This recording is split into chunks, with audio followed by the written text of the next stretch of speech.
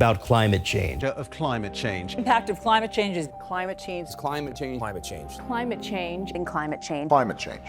Last few years we were bombarded by unrelenting mass media onslaughts of global catastrophe scenarios which drove us insane with fears of an imminent apocalypse and human extinction.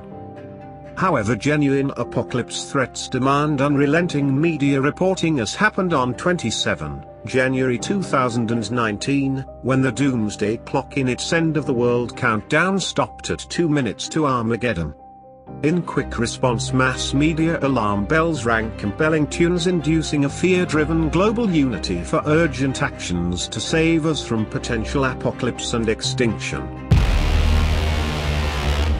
For the first time in the world's history, people can see the impact of climate change. Greater storms, greater heat waves, extreme sea level rise. It's happening in your world, it's happening in my world. Every one of us has the power to make changes and make them now. We are at a tipping point. We can change history right now. It's our future and we can't just let it slip away from us. The clock is ticking.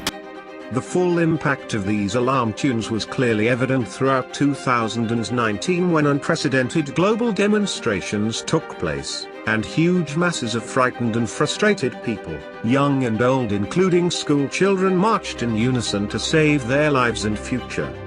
So what happens this year? On 23 January 2020, the doomsday clock moved again, stopping at only 100 seconds to apocalypse. Why this close? Because of the bar's evaluation of international affairs and focus on the threats of an atomic war and global climate catastrophes warranted it. Truth is, from its inception in 1947, the doomsday clock was adjusted 22 times. Consequently, for decades mass media published catastrophic predictions which didn't eventuate, but this had to be done and we had many scary moments.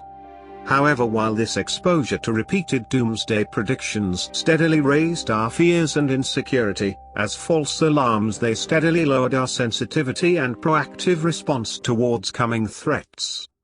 Yet with expectations that the apocalypse draws nearer with each passing year, in the year 2020 the current mass media reports seem mostly based on theories and opinions from experts and organizations enabled to allege and predict. They could start accepting and publishing alternative views and credible theories. Why?